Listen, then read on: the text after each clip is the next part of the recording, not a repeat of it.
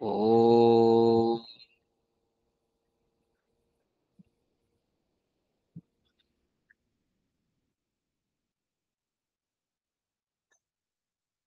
ఆధ్యాత్మిక సత్సంగానికి వచ్చినటువంటి భక్తులందరికీ హృదయపూర్వక నమస్తే.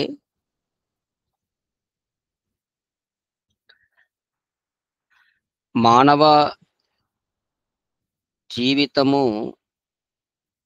చాలా అమూల్యమైనది. అలాగే మానవ జీవితము నికృష్టమైనది అని గూడా శాస్త్రాలు చెప్తున్నాయి. అమూల్యమైనది ఎప్పుడవుతుందంటే, ఈ జీవితాన్ని పరమేశ్వరుని తెలుసుకునేదానికి ఉపయోగించుకుంటే, ఈ జీవితం మానవ శరీరం అనేది అమూల్యంతో సమానం. అంటే అమూల్యం అంటే మూల్యము చెల్లించలేనటువంటిది అని. దీని వెలకట్టలేనిది ఈ శరీరం. ఎప్పుడు నికృష్టమైతుంది అంటే, ఈ శరీరాన్ని ప్రాపంచిక సుఖాల కొరకు జంతువులలాగా భోగించడానికి,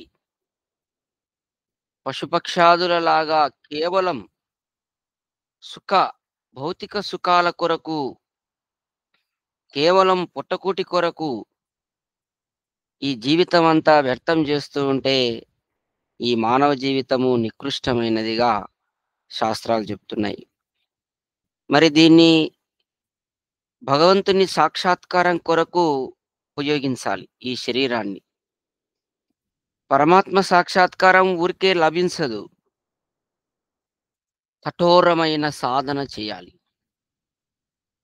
తపస్సు చేయాలి. యోగాభ్యాసం చేయాలి. లేకపోతే పరమాత్మ సాక్షాత్కారం లభించదు. ఇవన్నీ కూడా చేయాలంటే నీకు జ్ఞానం ఉండాలి. ఆ జ్ఞానము సత్సంగముల ద్వారా, స్వాధ్యాయం ద్వారా లభిస్తుంది. మనిషి సత్సంగములలో, స్వాధ్యాయములో నిమగ్నుడై ఉండాలి. స్వాధ్యాయాత్ యోగమాసీత. చూడండి, స్వాధ్యాయం అనేది యోగమని పతంజలి మహర్షి చెప్తున్నాడు. స్వాధ్యాయం చేయడం వలన పరమాత్మ సాక్షాత్కారం లభిస్తుందని పతంజలి మహర్షి చెప్తున్నాడు. కాబట్టి అందరూ కూడా ఈ యొక్క సత్సంగాలలో పాల్గొని భగవంతుని వాణి అయినటువంటి వేదమును, అలాగే ఋషుల యొక్క వాక్కును విని మన జీవితాన్ని బాగుపరుచుకోవాల. మన జీవితాన్ని మనమే బాగు చేసుకోవాలి గాని ఇంకొకరు బాగు చేయరు. కాబట్టి ఎప్పటికప్పుడు ఏం తప్పు చేస్తున్నావు సరిదిద్దుకునే ప్రయత్నం చేయాలి. మనస్సు ద్వారా ఏం తప్పులు చేస్తున్నావు అన్నీ కూడా గమనిస్తూ ఉండాలి. కాబట్టి ఈ విధంగా సత్సంగములలో పాల్గొనడం వలన మరీ ముఖ్యంగా తన లోపల ఉన్నటువంటి ఈ యొక్క దుర్విచారాలు, దురాలోచనలు, దుర్గుణాలను తొందరగా దూరం చేసుకుంటాడు మానవుడు. లేకపోతే ఎంతకాలం ఉన్నా గాని, ఎన్ని పుస్తకాలు చదివినా గాని ఈ యొక్క దుర్గుణాలు పోవు. అవి మనుషుల మధ్య ఈ విధంగా పండితుల మధ్య, గురువుల మధ్య మెలగాలి. వాళ్ళతో పాటు సాంగత్యం చేయాలి. చేసినప్పుడే ఆ దుర్గుణాలు పోతాయి. మంచి గుణాలు ప్రాప్తిస్తాయి. దానివల్ల మనకు భగవంతుని యొక్క సన్నిధికి మనం చేరుకుంటాం. కాబట్టి అందరూ గుర్తుపెట్టుకోవాలి. సత్సంగం విషయంలో మీరు ఎప్పుడెప్పుడు అనేది తొందరగా పాల్గొంటుండాలి. మరి ఈరోజు భగవంతుని స్తుతి మంత్రం, భగవంతుని ముందు ప్రార్థన చేసి ఒక మంత్రం ద్వారా తర్వాత ఉపనిషత్తులోకి వెళ్తున్నాం. ఓం యజ్జాగ్రతో దూరముదైతి దైవం తదు సుప్తస్య తథైవైతి ధూరంగమం జ్యోతిషాం జ్యోతిరేకం తన్మే మనః శివ సంకల్పమస్తు. యజుర్వేదం 34వ అధ్యాయము 1వ మంత్రం. ఈ యొక్క స్తుతి మంత్రం ఇది. ఇది పరమాత్మను స్తుతి చేసేటటువంటి మంత్రం. అంటే పరమాత్మలో ఉన్నటువంటి విశేషమైనటువంటి లక్షణాలను తెలియజేసేటటువంటి మంత్రం. మనం తెలుసుకునేది. పరమాత్మ యొక్క లక్షణాలు మనం తెలుసుకోవాలి. అది ఇక్కడ ఈ మంత్రం ద్వారా మనము రాత్రి పడుకునే ముందరగా ఈ మంత్రమును ఇంకా ఈ మంత్రంతో పాటు శివ సంకల్పమస్తు అని చెప్పేసి ఇంకొక 5 మంత్రాలున్నాయి. ఆ మంత్రాలతో భగవంతుని ప్రార్థన చేసుకొని మనము నిద్రకు ఉపక్రమిస్తాం. మహర్షి దయానంద సరస్వతి వైదిక దినచర్యలో ఈ విధంగా రాత్రి పడుకునే ముందరగా ఈ మంత్రాలు చదువుకోవాలి. ఏది ఉత్త మంత్రం ఒక్కటే గాదు. మంత్రం యొక్క అర్థం గూడా చదువుకొని పడుకోవాలి. అలా పడుకోవడం వల్ల మనకు ఆ రోజు పూర్తి అవుతుంది. నిద్ర గూడా బాగొస్తుంది. మంచి గాఢ నిద్ర పడుతుంది. గుర్తుపెట్టుకోండి. చాలామంది నిద్ర లేక మాత్రలేసుకునే వాళ్ళున్నారు. నిద్రలు గూడా పట్టడంలే. ఎందుకు పడతాయండి? మంచి కర్మలు జేస్తే పడతాయి నిద్రలు. చేసేవన్నీ వెధవ పనులు.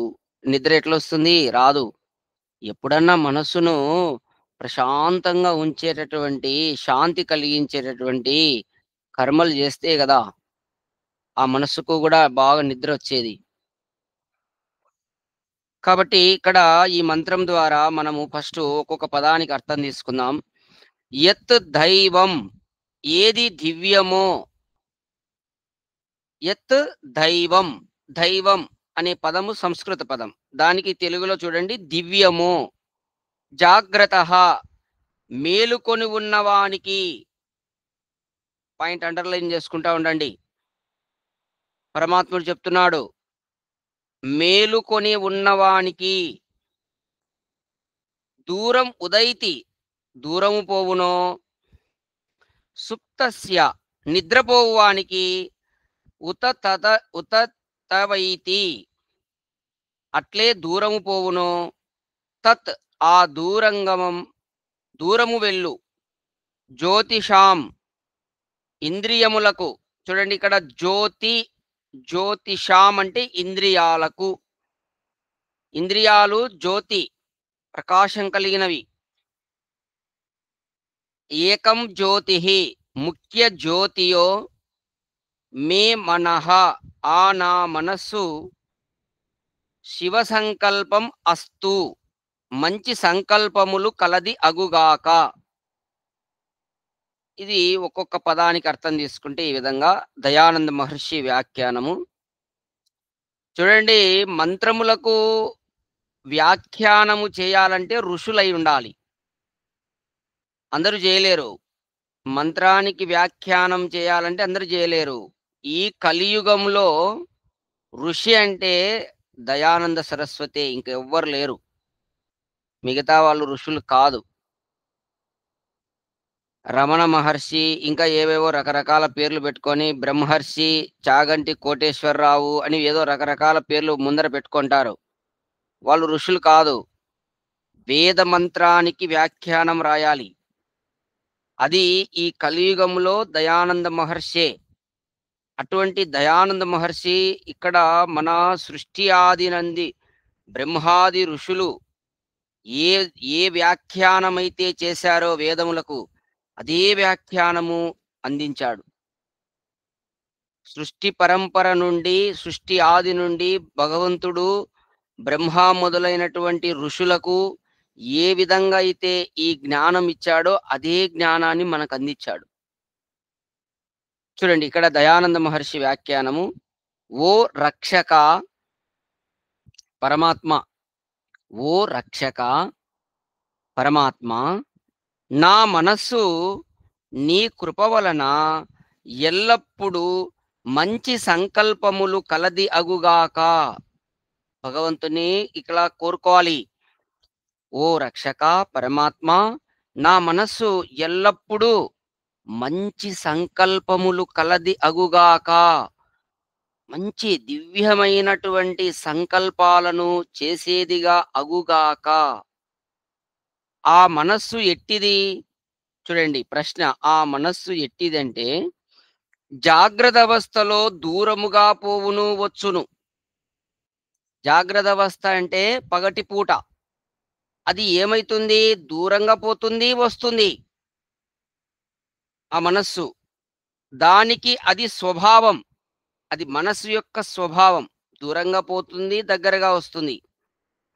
ఇంద్రియాలకు ప్రకాశము ఇచ్చు జ్యోతి.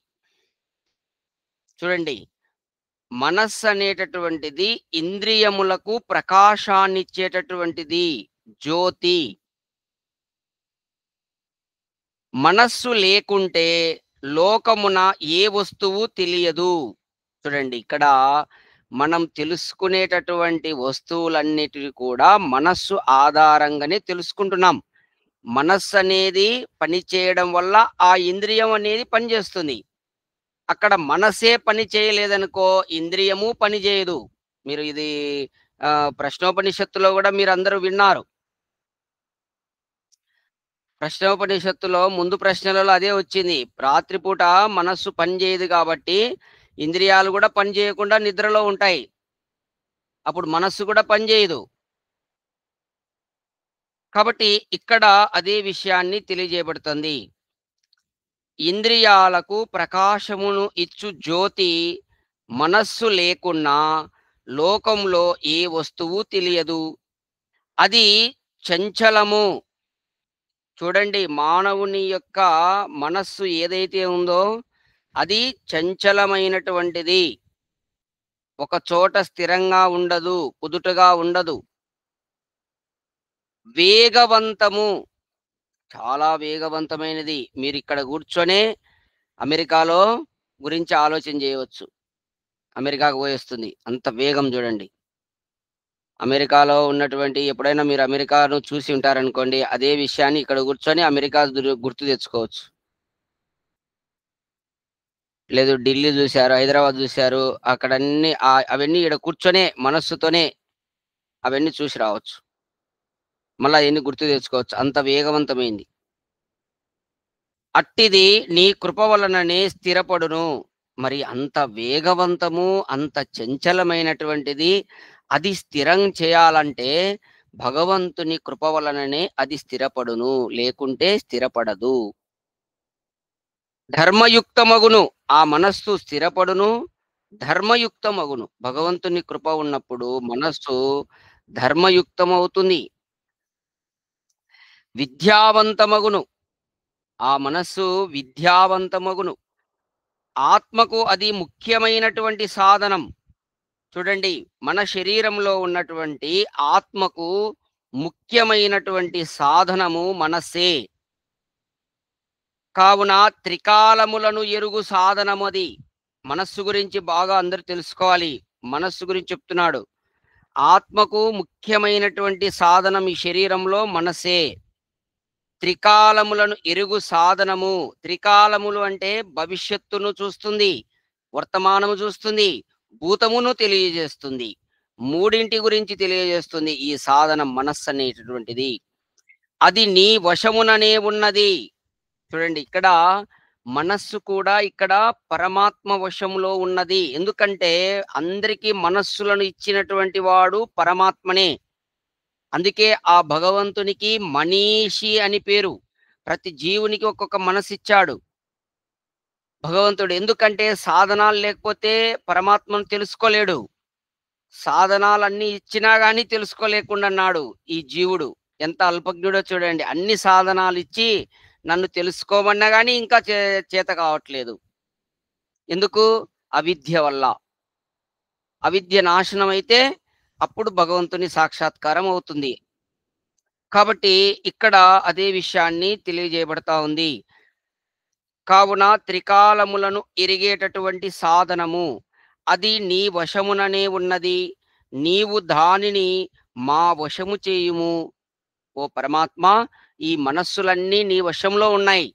నీ కృప, నీ దయ ఉంటే ఆ మనస్సు నా వశంలోకొస్తుంది. కావున మేము కుకర్మలు చేయక, కుకర్మలు చేయకూడని కర్మలు ఏంటివి? సారాయి తాగడం, నిన్న చూసారు గదా! ఆ సారాయి తాగి 30 మంది చనిపోయారు. దాదాపు 20 మంది అనుకోండి. ఇంకో 10 మంది ఏదో అవస్థలు పడుతున్నారు. ఇట్లా సారాయిలు ఇవన్నీ తాగడం వలన రోజుకి ఎంతమంది ప్రమాదాలకు ఎన్ని చనిపోతున్నారు? ఇవన్నీ కుకర్మలే. చేయకూడని కర్మలు. ఇంకా సోషల్ మీడియాను ఓపెన్ చేస్తే ఎన్ని ఘోరాలు, నేరాలు చూడాలనో రోజు. ఇంకొకరు అక్కడక అది కేరళ అనుకుంటా. కేరళలో ఈరోజు ఊరికే పొద్దున అట్లా ఫేస్‌బుక్ ఓపెన్ చేస్తానే అదే వచ్చింది. కేరళలో అక్రమ సంబంధం పెట్టుకున్నాడని జెప్పి ఒకతన్ని ఆ యొక్క కూతురు ఆమె తండ్రి, కొడుకు అంటే ఎవరైతే అక్రమ సంబంధం పెట్టుకున్నాడో ఆమె తండ్రి ఉంటాడు గదా! ఆమె తండ్రి, ఆమె తమ్ముడు ఇద్దరు కలిసి ఆ పెట్టుకున్నటువంటి వాడిని కట్టేసి కట్టెలతో కొట్టి చంపేశారు. చంపేశారు. అది వైరల్ అయిందది వీడియో. ఎవరో వీడియో తీశారు. అది రోడ్డు మీదనే అందరూ చూస్తుండగానే కట్టెలతో కొట్టి చంపేశారు. అక్రమ సంబంధం పెట్టుకున్నాడని జెప్పేసి. అంటే ఇవన్నీ కుకర్మలనమాట. ఇటువంటి కుకర్మలు ఇయన్నీ కుకర్మలు దేనితో జేస్తాడు? మనస్సుతోనే జేసేది. కాబట్టి ఇటువంటి ఈ సారాయి తాగడం, ఇటువంటి వ్యభిచారం, ఇటువంటి ఆలోచనలన్నీ మనస్సులోనే పుట్టేది. ఇంకా జూదమాడడం, ఇటువంటి కుకర్మలు. ఈ కుకర్మలు చేయక ధర్మములను చేయుచు చూడండి ఆ మనస్సుతో నువ్వు ఏం చేయాలి ఇటు కుకర్మలు చేయకుండా ధర్మములను చేయుచు ధర్మ కార్యాలు చేస్తూ ఉండాలి యజ్ఞం చేయాలి యోగాభ్యాసం చేయాలి దానం చేయాలి తపస్సు చేయాలి ఇటువంటి ధర్మ కార్యాలన్నీ కూడా చేయుచు నీ యొక్క సేవ యందును అనురక్తులము అగుదుముగాక ఈ విధంగా ధర్మ కార్యాలు చేస్తూ నీ సేవలో మేము అనురక్తులమంటే కలిసిమెలిసి ఉందుముగాక నీలోనే రమించుదుముగా నీలోనే ఉందుముగాక అని దయానంద మహర్షి యొక్క మంత్రానికి వ్యాఖ్యానం చేస్తున్నాడు. కాబట్టి అందరూ గుర్తుపెట్టుకోవాల్సింది ఏమిటంటే ఈ మంత్రం ద్వారా పరమాత్మ యొక్క సందేశం ఏందంటే మనస్సు అనేటటువంటిది వేగవంతమైంది, చంచలమైనది. అది స్థిరంగా ఉండదు. అది భగవంతుని కృప వల్ల స్థిరమైతుంది. కాబట్టి ఆ పరంపిత పరమాత్మనే మనకు మనస్సు అనేది ఇచ్చాడు. ఈ శరీరములో ఆత్మకు ముఖ్యమైనటువంటి సాధనము మనస్సే అని చెప్తున్నాడు. కాబట్టి ఆ మనస్సుతో మనం ఏం చేయాలి? కుకర్మలు చేయకూడదు. ధర్మ కార్యాలు చేసి ఆ మనస్సును ఎప్పుడు కూడా శివ సంకల్పములు కలదిగా చేసుకోవాలి. మనస్సులో మంచి పవిత్రమైనటువంటి ఆలోచనలను నింపుకుంటూ ఆ విధంగా మనస్సును పవిత్రం చేసి భగవంతునిలో లీనం చేసేదానికి మనం అనురక్తులం కావాలని చెప్పేసి పరమాత్మ చెప్తున్నాడు. అలా ఉండాలంటే మీరు ఎప్పుడూ భగవంతుని శరణు వేడుకుంటూ పరమాత్మ ఉపాసన చేయాలి. రోజు కనీసం అంటే ఒక గంటన్నా భగవంతుని యొక్క నామం ఓంకారాన్ని ధ్యానం చేయాలి. చేస్తే ఆ మనస్సుకు స్థిరం అనేది వస్తుంది మెల్లిమెల్లిగా. ఎందుకంటే మనం చేసేది భగవంతుడిని పట్టుకున్నాం. అది భగవంతుని చేతిలోనే ఉన్నాయి మనస్సులన్నీ. కాబట్టి ఆ భగవంతుడు మనస్సును మంచిగా మనకు ఆ దివ్యమైనటువంటి సంకల్పాలను మనస్సు లోపల ప్రేరణ చేస్తాడు. పరంపిత పరమాత్మ మనస్సులో గూడా ఉంటాడు. ఎందుకంటే పరమాత్మ లేనిది లేదు ఈ సృష్టిలో. మనస్సు లోపల ఉంటాడు, జీవునిలో ఉంటాడు, బుద్ధిలో ఉంటాడు, శరీరం లోపల అణువణువున ఉంటాడు పరమాత్మ. కాబట్టి ఆ మనస్సును మంచి పవిత్రంగా చేస్తాడు. ఎప్పుడు చేస్తాడు? మనం అతన్ని స్మరిస్తూ, ఆయన యొక్క ఆదేశాలను పాటించుకుంటూ, ఎప్పుడు ధర్మ కార్యాలలో నిమగ్నమై ఉంటే, అప్పుడు మనస్సనేది శివ సంకల్పములు కలదిగా ఉంటుంది. లేకపోతే మీరు విషయ వాసనలో తిరుగుతూ ఉంటే, మనస్సు అనేది అది మీరు ఈ యొక్క శివ సంకల్పములు మీ మనస్సులోకి రావు. ప్రాపంచిక ఈ భోగ వాసనలలో తిరుగుతూ ఉంటే, మనస్సును తిప్పుతూ ఉంటే, అది ఇంకా రెచ్చిపోతుందనమాట మనస్సు. అగ్ని మీద నెయ్యి వేస్తే ఎంత ప్రజ్వలిస్తుందో, అట్లా మనస్సుకు విషయ వాసనలనేటివి ఇంకా ప్రజ్వలన జరుగుతుంది. రెచ్చిపోతుందనమాట. ఇంకా దాన్ని ఆర్పడం ఎవరి చేత గాదు. ఏ ఫైర్ ఇంజిన్ దాన్ని ఆర్పలేదు. కాబట్టి దాన్ని ఆర్పాలంటే ఆ మనస్సును భగవంతుని దగ్గరికి తీసుకురావాలి.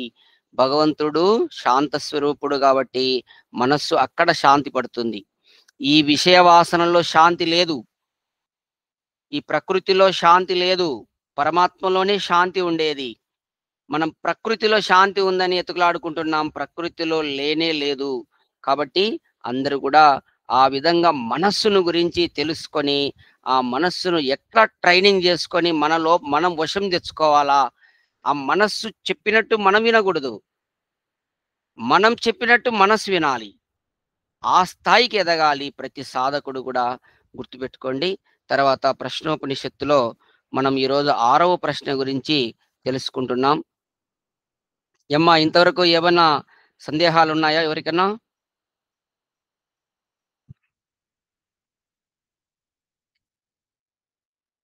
చక్కగా అర్థమైంది గురూజీ. మనస్సు గురించి చాలా చాలా బాగా వివరించారు. చాలా బాగా అర్థమైంది.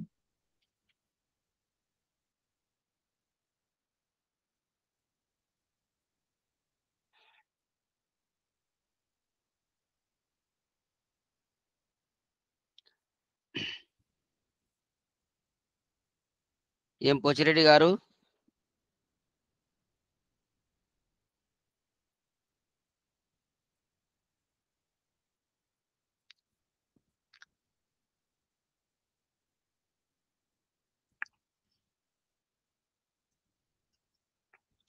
సరేమ్మా. ప్రశ్నోపనిషత్తులో 6వ ప్రశ్న. ప్రశ్న ఒక్కసారి ఎవరైనా నిన్న విన్న వాళ్ళు చెప్తారా? పోచిరెడ్డి గారు చెప్పండి.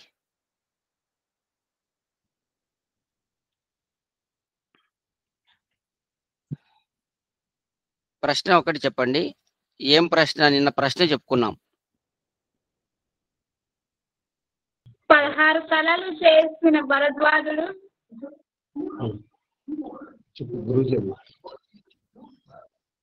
గురుజీ చెప్పుమ్మా చెప్పుమ్మా. 16 కళలు చేసిన భరద్వాజుడు కోసల దేశపు రాజకుమారుడు. ప్రశ్న క్లారిటీగా ఉండాలమ్మా. అందుకే రాసుకోండి. ఇక్కడ ప్రశ్న అడిగేటటువంటి జిజ్ఞాసు ఎవరంటే భరద్వాజుడు. అందరూ గుర్తుపెట్టుకోండి. భరద్వాజుడు ప్రశ్న ఏమడిగాడు? ఓకే, మ్యూట్ లో పెట్టండి.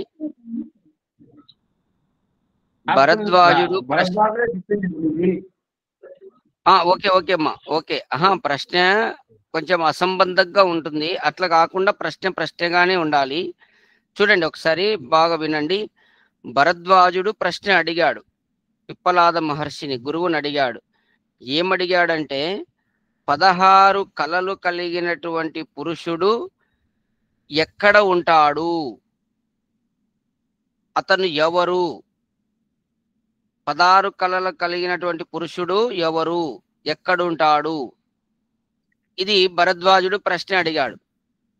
అయితే భరద్వాజునికి ఈ ప్రశ్న స్వయంగా రాలే. అతన్ని ఇంకొకరు ఎవరో అడిగారు. ఎవరు? ఆ కోసల దేశపు రాజకుమారుడు అడిగాడు, హిరణ్యనాభుడు. భరద్వాజుని అడిగితే నాకు తెలియదని చెప్పాడు. తెలియదు కాబట్టి తెలియదని చెప్పాడు. అబద్ధం చెప్పకూడదు కదా.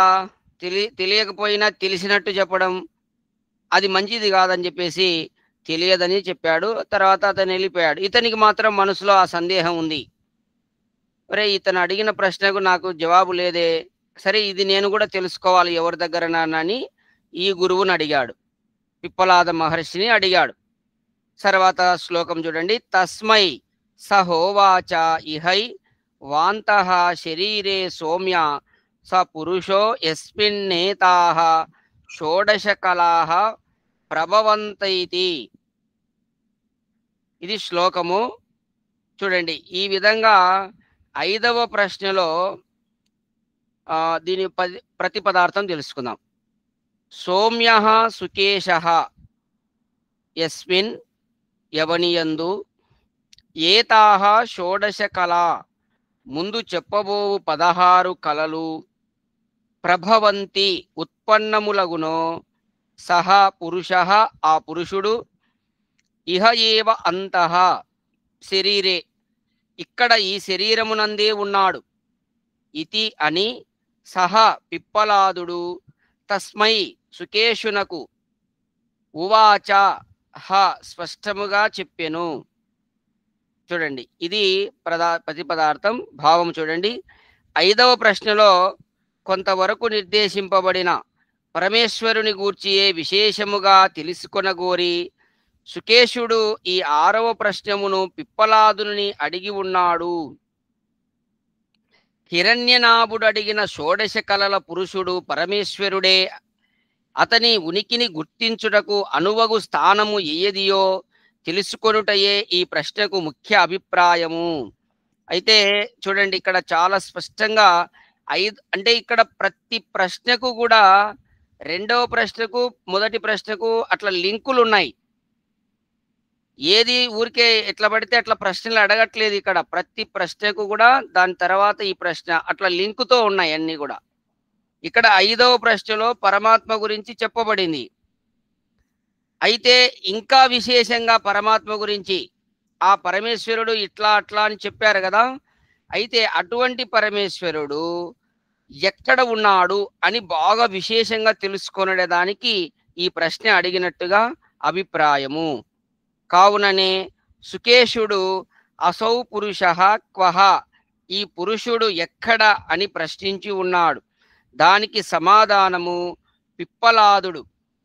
అంటే ఇక్కడ భరద్వాజ గోత్రములో ఉన్నటువంటి సుకేషుడు అడిగినటువంటి ప్రశ్న ఇది 6వది. అందరూ గుర్తుపెట్టుకోవాలి.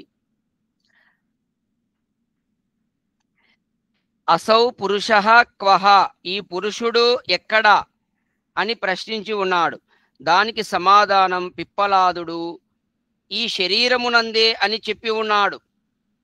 చూడండి, మరి ఈ పురుషుడు ఎక్కడ ఉన్నాడు? ఈ ఇందాక మనం చెప్పుకున్నటువంటి ఈ లక్షణాలు కలిగినటువంటి పురుషుడు అంటే పరమాత్మ ఎక్కడ ఉన్నాడంటే ఈ శరీరమునందే ఉన్నాడని చెప్తున్నాడు.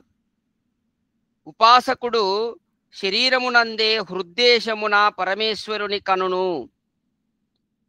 చూడండి, మనము పరమాత్మను ఎక్కడ తెలుసుకోవాలా అని ఫైనల్గా మనకు ఈ ప్రశ్న ద్వారా సమాధానం చెప్తున్నాడు ఋషి. నీవు పరమాత్మ ఇన్ని కళలు, ఇంత అద్భుతమైనటువంటి ఇంత బ్రహ్మాండమును రచించి దీన్ని పోషిస్తున్నటువంటి 16 కళలు కలిగినటువంటి ఆ పురుషుడు ఎక్కడ ఉన్నాడంటే ఈ శరీరంలో ఉన్నాడు. ఈ మానవ శరీరంలో మన లోపలనే ఈ శరీరమునందే ఉన్నాడు. అయితే ఎవరు దీన్ని తెలుసుకుంటారు అంటే ఉపాసకుడు. ఉపాసకుడు శరీరమునందే హృద్దేశమున పరమేశ్వరుని కనును. హృద్దేశం అంటే హృదయాకాశంలో. ఈశ్వర సర్వభూతానాం హృద్దేశే అర్జున తిష్టతి, భగవద్గీతలో చెప్పబడింది. కృష్ణుడు కూడా అదే విషయమే. కృష్ణుడు శ్రీకృష్ణ భగవానుడు చెప్పినటువంటి యోగిరాజు శ్రీకృష్ణ భగవాన్ చెప్పినంత ఉపనిషత్తుల సారాంశమేమా. మొత్తం ఉపనిషత్తుల్లో ఏదైతే ఉందో అదే విషయాన్ని భగవద్గీతగా తెలియజేశాడు. ఈశ్వర సర్వభూతానాం హృద్దేశే అర్జున తిష్టతి.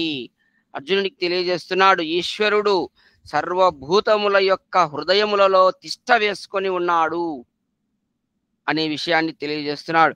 సర్వ ప్రాణుల యొక్క హృదయమునందే పరమేశ్వరుడు ఉన్నాడని భగవద్గీత యందు కృష్ణుడు అర్జునునకు చెప్పినట్లు నిర్దేశింపబడినది. ఈ యొక్క ఉపనిషత్తులో కూడా ఋషి అదే విషయాన్ని చెప్తున్నాడు. హృదయంలో ఉన్నాడు పరమాత్మ. పురుషుడు పూర్ణుడు బ్రహ్మాండమును పురమునంతటా వ్యాపించి నిండి ఉండును. ఇక్కడ పురుషుడు అంటే పూర్ణుడు. బ్రహ్మాండము మొత్తం, బ్రహ్మాండం అంటే ఈ యొక్క లోకాలన్నీ కూడా మొత్తం విశ్వమంతా ఆ బ్రహ్మాండము అనేటటువంటి పురములో అంతటా వ్యాపించి నిండి ఉండును. నిండుగా ఉన్నాడు. ఇంకా అసలు బ్యాలెన్స్ అనేది లేదు. పరమాత్మ లేకుండా అణువు కూడా లేదు. పరమాత్మ లేనటువంటి నిండుగా ఉన్నాడు మొత్తం. ఇప్పుడు కుండ ఉంటుంది, కుండ నిండా నీళ్ళు ఉంటాయి, లోపల ఏమన్నా ఖాళీ స్థలం ఉంటుందా? ఉండదు. అట్లా పరమాత్మ ఈ విశ్వం అంతా నిండుగా ఉన్నాడు. కావున పరమేశ్వరుడు పురుషుడు అని అనబడును. పరమాత్మకు పురుషుడు అనేటటువంటి పేరు ఎలా వచ్చిందంటే ఈ బ్రహ్మాండం అంతా కూడా వ్యాపించి నిండుగా ఉన్నాడు కాబట్టి అతనికి పురుషుడు అనేటటువంటి పేరు అనబడును. అట్లనే జీవాత్మయు ఈ శరీరం అనేది పురమున ఉండువాడు కావున అతడు పురుష శబ్దవాచ్యుడు అగుచున్నాడు. అయితే ఇక్కడ జీవాత్మను కూడా పురుషుడు అంటారు. ఎందుకంటారంటే ఈ శరీరం అనేటటువంటి పురములో జీవుడు ఉన్నాడు కాబట్టి ఇది కూడా ఒక పురమే అని చెప్పి చెప్పబడతా ఉంది ఇక్కడ శాస్త్రంలో. ఈ శరీరం అనేటటువంటి పురములో జీవుడు ఉన్నాడు కాబట్టి ఈ యొక్క జీవునికి కూడా పురుషుడు అనే పేరు వచ్చినది.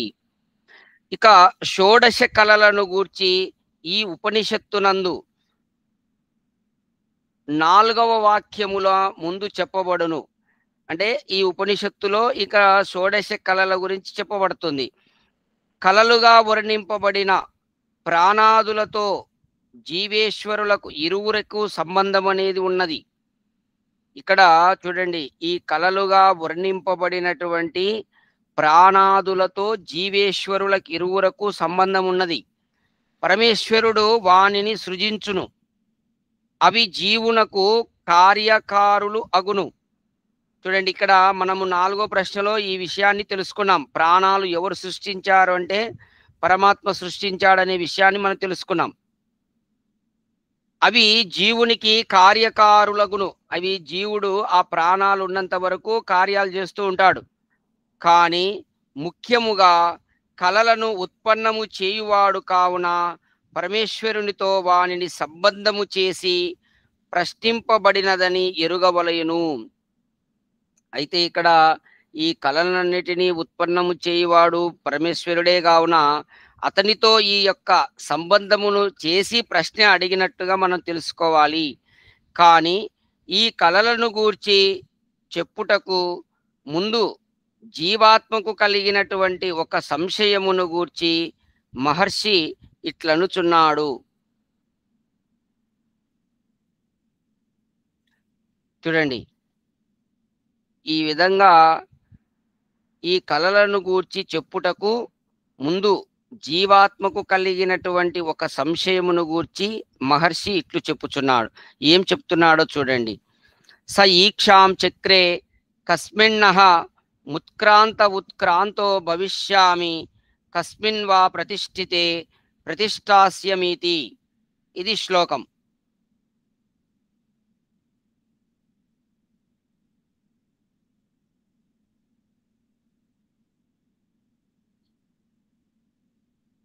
సహ జీవాత్మ సర్గారంభమున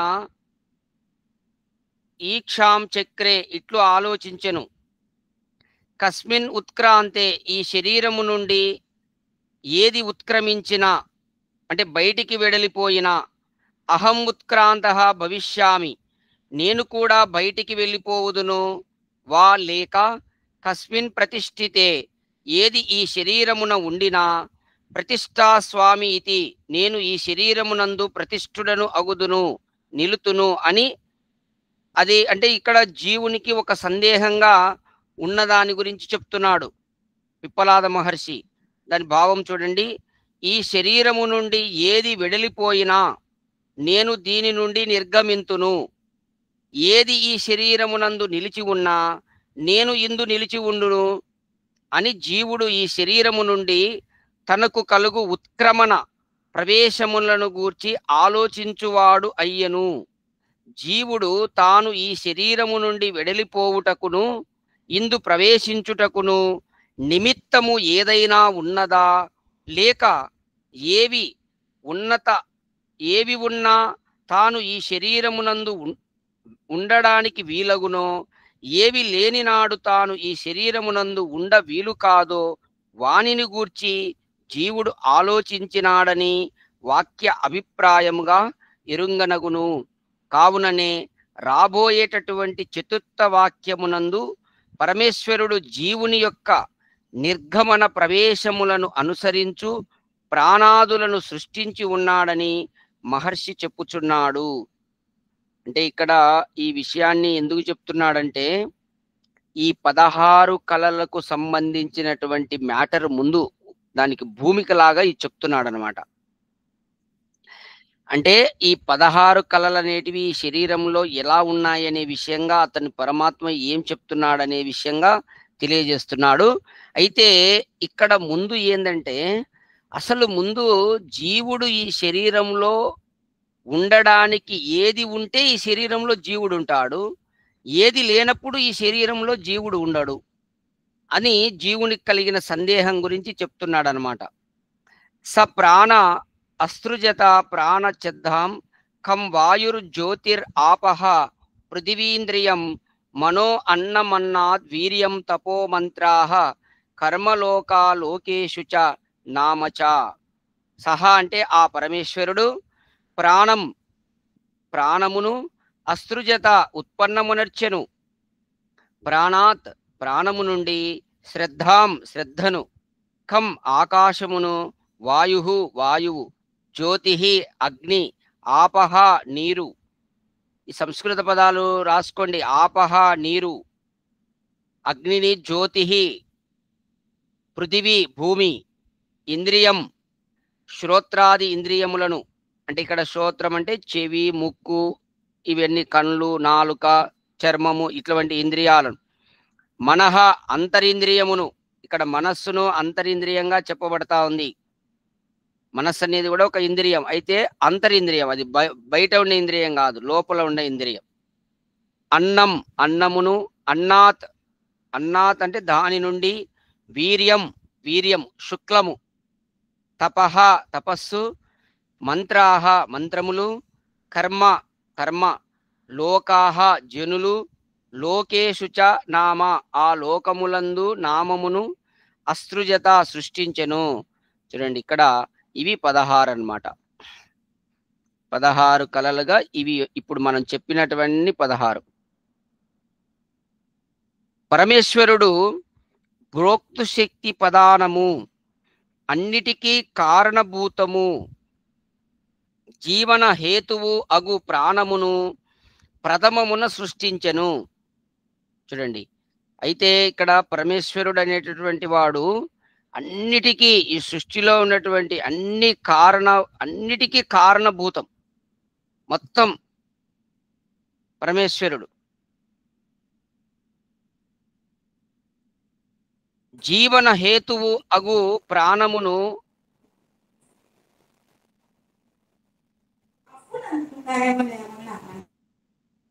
జీవన హేతువగు ప్రాణమును ప్రథమమున సృష్టించెను. చూడండి, మనము జీవించడానికి కావలసినటువంటిది ముఖ్యమైనటువంటి హేతు ఏంటంటే ప్రాణమే. ఆ ప్రాణమును ప్రథమంగా సృష్టించాడు. అటుపైన శ్రద్ధను ఉత్పన్నమునర్చెను, ప్రాణం తర్వాత శ్రద్ధను. ప్రాణం ఉన్ననాడే ప్రాణుల యందు శ్రద్ధయు ఉండును. లోపల ప్రాణం అనేది ఉన్నప్పుడే ఏదైనా అతను చెయ్యాలా, తెలుసుకోవాలా, లేదు కోరిక తీర్చుకోవాలా, ఈ శ్రద్ధ అంతా ప్రాణం అనేది ఉంటేనే శ్రద్ధ ఉంటుంది. ప్రాణమే లేదనుకోండి, దానికి శ్రద్ధ ఉండదు, ఏముండదు. తర్వాత ఆకాశము, చూడండి నెక్స్ట్ ఆకాశం, వాయువు, అగ్ని, జలము, భూమి అను పంచస్థూలభూతములు, అలాగే భౌతికములగు త్వక్కు, చక్షువు, శ్రోత్రములు, జిహ్వ, ఘ్రాణము అను ఇంద్రియములు, ఇంద్రియ నామకమగు మనస్సును సృష్టించెను. తర్వాత ఈ ఇంద్రియాలను సృష్టించాడు.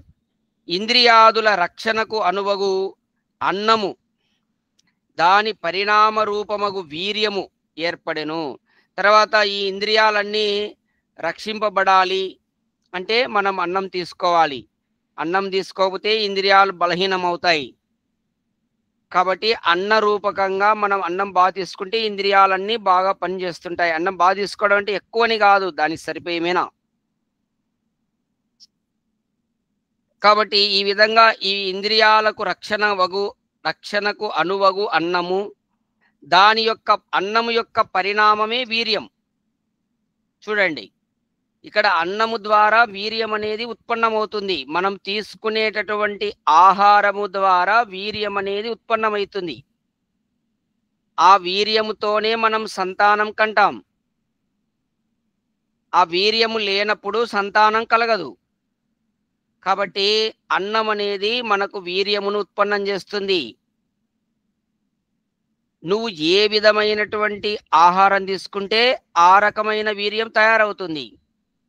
మంచి పదార్థాలు ఆహారం భోంచేస్తే మంచి వీర్యం తయారవుతుంది శరీరంలో. చెడ్డ పదార్థాలు తీసుకుంటే చెడ్డ వీర్యం తయారవుతుంది. మంచి వీర్యం ఏం చేస్తుంది? మంచి ప్రేరణలను చేస్తుంది, మంచి సంకల్పాలను ప్రేరేపిస్తుంది మంచి వీర్యం. చెడ్డ వీర్యం ఏం చేస్తుంది? కామము మొదలైనటువంటి దానికి ప్రేరణ చేస్తుంది. ఇక్కడ అదే గుర్తుపెట్టుకోవాలి. అందుకే ఆహారం చాలా ఇంపార్టెంట్. ఆహారం ద్వారానే మనకు వీర్యం అనేది ఉత్పన్నమవుతుంది. ఈ వీర్య బలమున ఇంద్రియ నిగ్రహాది రూప తపస్సు, తన్మూలకమగు ఆలోచనాత్మక ప్రయోగములు, వాని వలన ఏర్పడు కర్మలు, చూడండి, మైథునాదులు, తజ్జనిత ప్రాణిలోకము, దాని వ్యవహారముకు అనువగు నామాదులు అన్నియు పరమేశ్వరుడు ఏర్పరిచినాడని గుర్తింపనగును. చూడండి, ఇక్కడ చాలా చాలా ఇంపార్టెంట్ పాయింట్. అందరూ కూడా బలంగా బాగా గుర్తుపెట్టుకోవాల్సిన పాయింట్. వీర్యము బలమున, ఆ వీర్య బలమున ఇంద్రియ నిగ్రహాది రూప తపస్సు, ఎవని శరీరములో వీర్యము బాగా రక్షింపబడుతుందో, మంచి వీర్యము తయారయ్యి అది రక్షింపబడుతుందో అటువంటి వాడికి ఇంద్రియ నిగ్రహం కలుగుతుంది. అటువంటి తపస్సు, అది ఇంద్రియ నిగ్రహమే తపస్సు. అటువంటి తపస్సును, అలాగే తన్మూలకమగు ఆలోచనాత్మక ప్రయోగములు, ఎవరైతే ఇంద్రియ నిగ్రహం కలిగి ఉంటాడో అటువంటి వాని యొక్క ఆలోచనలు అద్భుతంగా ఉంటాయి, చాలా గొప్పవిగా ఉంటాయి. విశేషంగా దానికి ఎంత బలం ఉంటుంది ఆలోచనలలో. ఇంద్రియ నిగ్రహం లేనటువంటి వాని ఆలోచనలు చాలా బలహీనంగా ఉంటాయి. ఆ ఆలోచనాత్మకమైనటువంటి ప్రయోగాలు ఏవైతే ఉన్నాయో అవన్నీ కూడా వాని వలన ఏర్పడు కర్మలు. ఆలోచనల ద్వారే కదా కర్మలు చేసేది. నీవు ఏ ఆలోచన చేస్తావో అటువంటి కర్మ చేస్తావు. ఆలోచనలలోనే ఉండేదంతా. మరి ఆలోచనలు మంచిగా ఉండాలి, అవి చాలా బలంగా ఉండాలి, జ్ఞానపూర్వకంగా ఉండాలి, విజ్ఞానయుక్తంగా ఉండాలంటే అది దానికి మూలం ఏంటి? వీర్యం. శరీరంలో వీర్యము, మంచి వీర్యము తయారు చేసుకొని ఆ వీర్యమును రక్షించుకోవాలి. తయారు చేయడం ఒక్కటే కాదు, రక్షించుకోవాలి. అట్లా రక్షించినప్పుడు ఇంద్రియ నిగ్రహం కలిగి ఆ ఇంద్రియ నిగ్రహం ద్వారా మంచి ఆలోచనలు వచ్చి దాని ద్వారా మంచి కర్మలు ఏర్పడతాయి. ఈ విధమైనటువంటి వ్యవహారం, ఆ మంచి కర్మలు, అలాగే ఈ విధంగా మైథునాదులు, మంచి సంతానం కనడం దాని అర్థం అన్నమాట. మంచి సంతానం కనడము, తజ్జనిత ప్రాణి లోకం, మళ్ళీ ప్రాణులు ఉత్పన్నం కావడము, ఇది వ్యవహారం. దాని వ్యవహారమునకు అనువగు నామాదులన్నీయు, ఆ వ్యవహారానికి సరిపోయినటువంటి పేర్లన్నీ కూడా పరమేశ్వరుడే ఏర్పరిచినాడని గుర్తింపనగును. ఈ విధంగా పరమేశ్వరుడు జీవులు వనర్చు కర్మలు సుఖపూర్వకముగా సిద్ధించుట అనువగు ఈ కార్య జగత్తును, స్థూల ప్రపంచమును సృష్టించినాడు. చూడండి, ఈ స్థూల ప్రపంచమును ఎందుకు భగవంతుడు సృష్టించినాడంటే ఈ విధంగా జీవులు ఉనర్చేటటువంటి కర్మలు సుఖపూర్వకంగా సిద్ధించడానికి అనువయ్యేటట్టుగా ఈ కార్య జగత్తును, స్థూల ప్రపంచాన్ని సృష్టించినాడు. ప్రాణము, శ్రద్ధ, ఆకాశం, వాయువు, అగ్ని, జలము, మంత్రములు, కర్మ, లోకములు. ఇక్కడ మంత్రములు అంటే ఆలోచనలు. అందరూ గుర్తుపెట్టుకోండి. ఈడ అది అన్నమాట. ఇందాక మనం చెప్పుకున్నాం కదా ఆలోచనలని. ఇక్కడ మంత్రం అంటే ఆలోచనలని, కర్మ దాని ద్వారా వచ్చేటటువంటి కర్మ, ఆలోచనలు. చూడు, ఆలోచనలు అనే దానికి ఇక్కడ మంత్రములు అనే పేరు మీద ఋషి చెప్తున్నాడు. మన ఆలోచన మంత్రం లాగా ఉండాలి. ఊరికి ఏదంటే అది ఆలోచన చేయకూడదు. మనస్సులో ఆలోచన వచ్చిందంటే అది మంత్రం కావాలి. అంటే బాగా విచారించి చేయాలి ఆలోచన. ఆలోచన చేయకుండా మనం ఏ పని చేయకూడదు. దాని చూడు ఇక్కడ మంత్రములు అని చెప్పాడు ఆలోచనలు. కాబట్టి ఆ ఆలోచనల ద్వారా కర్మలు, లోకములు లోకములు నామమునను 16 అంశములతో కూడిన ప్రపంచమును నిర్మించినాడు. ఇది 16 కళలంటే. ఏమా అర్థమైందా? ఈ 16 కళలను పరమాత్మనే నిర్మించాడు. ఇవి అన్నియు పరమేశ్వర నిర్మితములు. చూడండి, ఈ ఇప్పుడు చెప్పబడినటువంటి అన్ని కూడా పరమేశ్వరుడిచే నిర్మితమైనటువంటివి. ఈ ఇంద్రియాలు నువ్వు తయారు చేసుకునేది కాదు, పరమేశ్వరుడు నిర్మించినటివి. ఈ గోళాలన్నీ, మనస్సు అనేది కూడా, ప్రాణము, శ్రద్ధ అన్నీ చూడండి. అతడే దీనికి ఆధారం. ఈ పరమేశ్వరుడే ఈ అన్నిటికీ ఆధారం, ఈ 16 కళలకు ఆధారం. ప్రళయ కాలములో అన్నియు నశించి సూక్ష్మ రూపమున అతని యందు ఉండును. అయితే ప్రళయంలో ఇవన్నీ ఎక్కడ ఉంటాయంటే సూక్ష్మ రూపంలో మళ్ళీ పరమాత్మ యందే ఉంటాయి ఇవన్నీ. అందువలన అతడు షోడశ కళలు గల పురుషుడు అనబడును. మ్యూట్లో పెట్టండి సార్. ఈ విధంగా 16 కళలు కలిగినటువంటి పురుషుడని చెప్పబడును.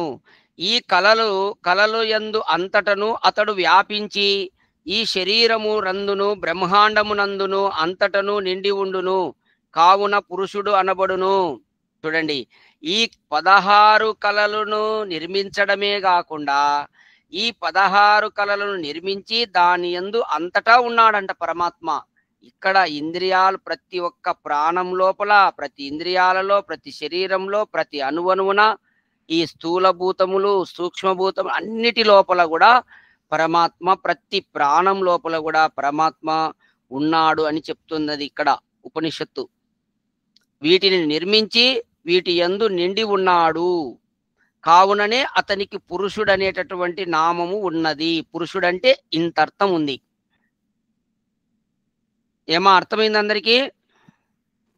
కాబట్టి మన శరీరంలో ఈ వీర్యం అనేటటువంటిది కూడా అది పరమాత్మనే తయారు చేసేది, మనం తయారు చేసుకోము. మనం గిన తయారు చేస్తే ఎట్లా ఆలోచన చేయండి. ఇంకా అది పరమాత్మ ఎంత అవసరమో, దానికి ఎట్లెట్లా చేయాలనో ఆయన భగవంతుడు చేస్తాడు ఆ వీర్యాన్ని. దాన్ని మనం ఏం చేయాలి?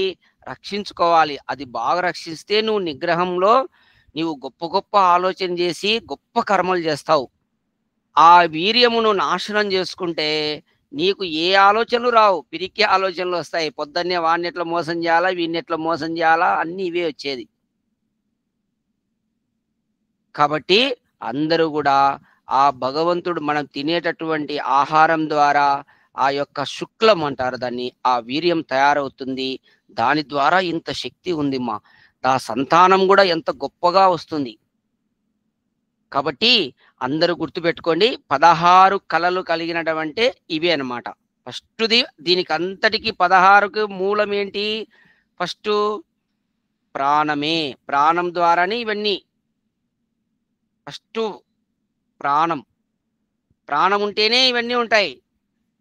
అర్థమవుతుందా? ఇంద్రియాలు ప్రాణం ఉన్నప్పుడే చేస్తుంటాయి వర్క్, లేకపోతే చేయవు. ప్రాణం లేదనుకో ఇంద్రియాలు ఉంటాయా? కాబట్టి ఇక్కడ ఈరోజు ఇంతవరకు ఈ యొక్క ఇప్పుడు చూసినాం కదా, మీరందరూ కూడా భగవంతుడే ఈ యొక్క శరీరంలోనే ఉన్నాడని ఋషి చెప్తున్నాడు. ఎవరైతే ఉపాసకుడైతాడో అతనే భగవంతుని తెలుసుకుంటాడు. అంతర్ముఖుడు కావాలి. రోజు 1 గంట సేపన్నా నీవు అంతర్ముఖునివై దేవుని ఆ ప్రయాణం చేయి, కొద్దిసేపన్నా తెలుస్తుంది. ఊరికే తొంగి చూసి వెళ్ళిపోతున్నావు. కొంచెం దిగు, లోపలి పో, ఏమవుతుందో చూడు ఒకసారి. పరమాత్మనే అంతటా ఉన్నాడు. నువ్వు ఎక్కడ నీకేం కాదు. నువ్వు సాధనలో నువ్వు భయపడాల్సిన అవసరం లేదు. అందరూ సాధనలో భయపడుతున్నారండి. సాధన చేస్తే ఏమైపోతుందో ఏమో, ఏమీ కాదు. అంతటా పరమాత్మ ఉన్నాడు. నువ్వు ఇంకా సాధన చేసే కొద్దీ దొబ్బుతాడు పరమాత్మ, ముందుకు బా అని. కాబట్టి ఆ విధంగా మన శరీరం లోపల అంతటా ఉన్నటువంటి ఆ పరమాత్మ, షోడశ కళల పరమాత్మను మనము తెలుసుకునే ప్రయత్నం రేపు చెప్తాడు మిగతా శ్లోకాల ద్వారా ఎలా పొందాలి ఆ షోడశ కళల పురుషుణ్ణి మనం ఎలా పొందాలి, ఈ శరీరంలో ఉన్నాడు ఎట్లా పొందాలి అనే విషయంగా రేపు తెలుసుకుందాం. ఈరోజు ఇంకా ఏమైనా సందేహాలు ఉన్నాయమ్మా? సార్ కళలు 16 మామూలుగా 64 కళలు అంటాం కదా సార్. ఇక్కడ మనకు ఋషి 16 షోడశి పరమాత్మునికి ఉన్నటువంటి పేరు గురించి చెప్తున్నాడు. షోడశ కళలు కలిగినటువంటి పురుషుడు ఎవరు? ఆ 16 కళలను పరమాత్మ యందే ఉన్నాయి. 64 కళలు అనేది నీకు పౌరాణికులు చెప్పింటారు అంతే.